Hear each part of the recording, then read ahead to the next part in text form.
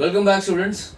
This is the session 11 from the playlist of wave optics. The topic is the measurement of radial velocity of a distant galaxy, and this session is in continuation of the session number 10.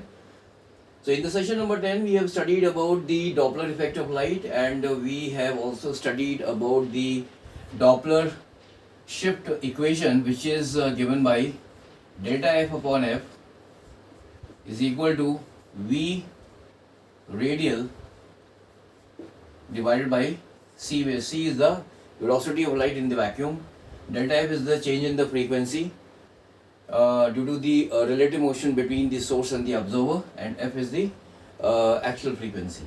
Now here v radial is the component of the source velocity along the line joining the observer and the source. So we are here in this question, we have to calculate the radial velocity of a distant galaxy with respect to us if the sodium line at 589 nanometer is observed at 589.6 nanometer. So we know that for small changes in frequency and wavelength, for small changes in frequency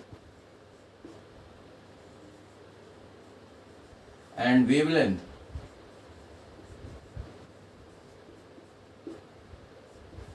delta f upon f is equal to delta lambda divided by lambda, and we also know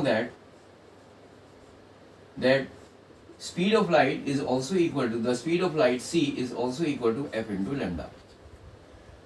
So in this question I will be using first of all this equation number 1, that is this equation is called the Doppler shift equation, and this is the second formula, this one, which I will be using in order to find the radial velocity of this distance galaxy with respect to us. So now here since delta f upon f is equal to delta lambda upon lambda, so here we have been given the wavelength. So the this delta lambda will be equal to 589.6 nanometer minus 589 nanometer, and this is equal to 0.6 nanometer. Lambda here will be equal to 589 nanometer. So what I will be doing is I will be substituting the value of, so from this equation I will be getting this delta lambda upon lambda will be equal to 0.6 divided by 589. This is nanometer and this is nanometer. So finally this ratio will be equal to 0.6 divided by 589. So I will be now substituting this value in the equation number 1, and by doing so we will be able to find the value of this radial velocity of this galaxy with respect to us. So v radial will be equal to is equal to delta f upon f into c. Now here, as we know that for small changes in the wavelength and the frequency, delta f upon f is equal to delta lambda upon lambda.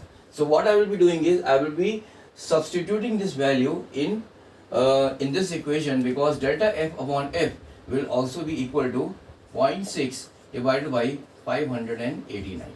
So this will be equal to 0.6 divided by 589 into the speed of light in vacuum, which is equal to 3 into 10 to the power 8 meter per second. So the velocity, this v radial will be equal to, if I just find this value here, this will be equal to 0.6 into this is 0.6 divided by 589 into 3 into 10 to the power 8.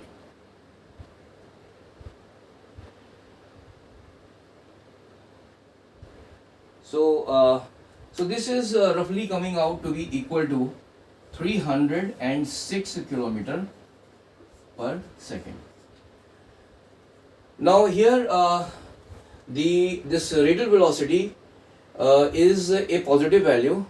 So when the radial velocity is a positive value, it means that the source is moving away from the observer, or we can say that this galaxy is moving away from us. This distant galaxy is moving away from us at the rate of 306 km per second. If this value is